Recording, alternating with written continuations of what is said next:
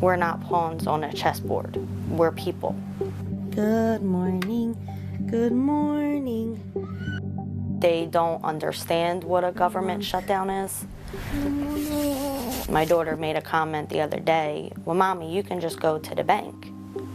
What parent wants their child to see them struggling and upset and crying because you're worried about not only where the food's coming from, but we're right around the corner from the holidays.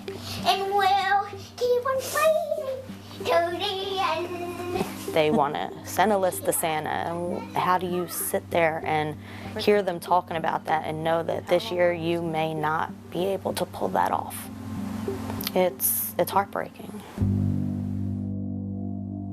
Breakfast.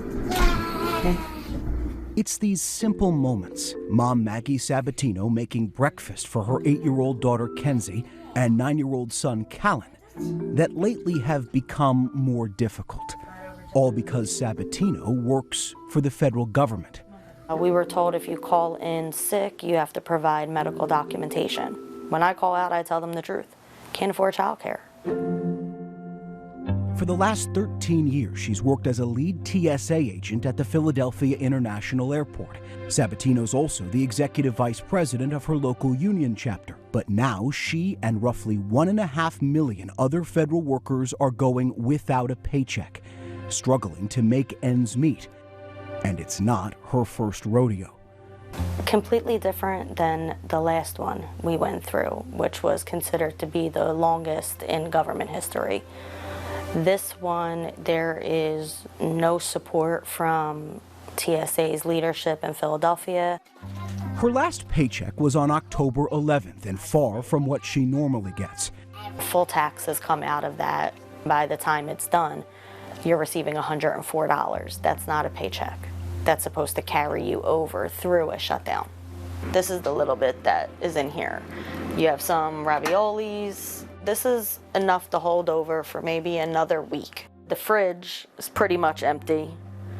All of those bills are due at the beginning of the month. And there's no pay coming in to pay them. They gave us a letter for us to give to our creditors. Most of them don't accept it. They want their money. She's contemplating applying for SNAP benefits, once called food stamps. But as this government shutdown drags on, now the longest in U.S. history, SNAP is out of money.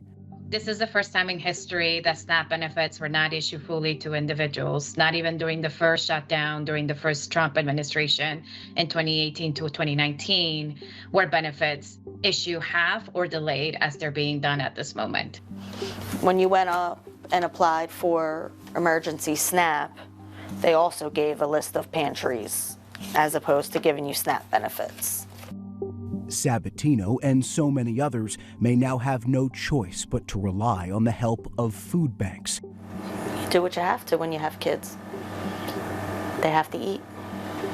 Like millions of others, Sabatino's path to her present uncertainty started on October 1st, when Democrats refused to approve a temporary spending bill unless Republicans agreed to extend expiring Obamacare subsidies so premiums don't rise for millions. How long do you think this will go, Mr. Speaker? I hope it's short. The motion is not agreed to. The motion upon reconsideration is not agreed to. The motion is not agreed to. Democrats are just saying, look, it's time to do a budget, to put it together, but we don't think the budget should cut healthcare access for 15 million Americans and drive up costs for every other American. SNAP recipients shouldn't go without food. People should be getting paid in this country. And we've tried to do that 13 times. And you voted no 13 times. My Democratic colleagues are united in the fact that Trump and the administration can do this, not this weekend, tomorrow, today, right away. The shutdown first forced the closure of some federal facilities, and all government workers stopped getting paychecks. Then, a month later, the USDA said funding for SNAP benefits had run out. 42 million Americans, roughly 1 in 8, rely on the critical federal food assistance program. The Trump administration is pledging to partially pay SNAP benefits for November to comply with a court order. But it's a waiting game with no certainty of when that money will be dispersed. The recipients of these SNAP benefits need to understand it's going to take some time to receive this money.